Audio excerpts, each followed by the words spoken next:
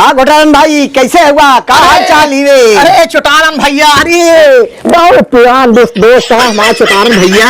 और का हाल चाल बा? बहुत बढ़िया बात। दूधू ठे मेहरारू कैसे भैया निभात हुआ का हाल ए है भैया चोटारन हो बतावा यहाँ गावत हमसे जानत है, तू बिरहा गवैया है, तू 50 मेहरारू लेके गवावत है, तो जब वहाँ संभाल ले तो हम दूध मेहरारू संभाल ले। अच्छा घोटालन भैया वो तो मंचवा तक के बात भाई थे घरे में रहा नहीं मंचवा भैया, मंचवा और घरा दोनों सेम समझ के चले।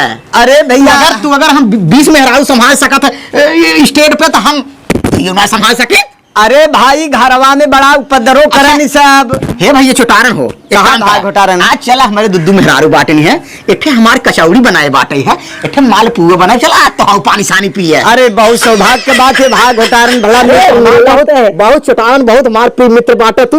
चला अरे बाटू रे कहाँ हुआ चहटुआ मम्मी बोला। देखा भैया चोटारन। हाँ घोटारन भैया नगद की मेहरारू भाई है। अच्छा अच्छा हमारे नगद 1000 हमारे थोड़ के देखा झाड़ लगाया, हमारे कई मेहरारू चला तो दिखाई। अच्छा अच्छा अरे बाटू हमारे कहे टुक मम्मी बड़ा नेक काम करे यार।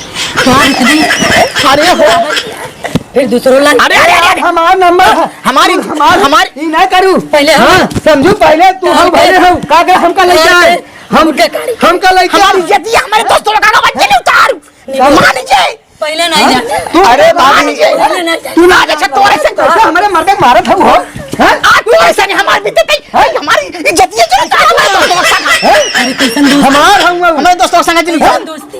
अरे दोस्ती कैसे तू मेहरारू हमारे पार्टी है। एक टू रावे कहो, एक टू हम रावे किया दूसर भुगतारी लेके आया। अरे बड़ी गलती है हमारी मालकिन, तू तो हमारी है ना। मार तो गई। देखा हमारे सामान उनका पकड़ी नहीं उठेगा हे भैया समझी सुना? अरे हमारे दोस्त आए बेइज्जती जिन करा हमारी इज्जत जिन ले। तो के साथ बेटे अरे भाई अरे वो हमारे मेहरारू है देख के हमारे संगे दे दा। हाँ अरे हम कैसे चल जाब अरे भैया ओपी अरे भाई हमारी भाई बहुत छटपिटिया के चलते हमारे साथ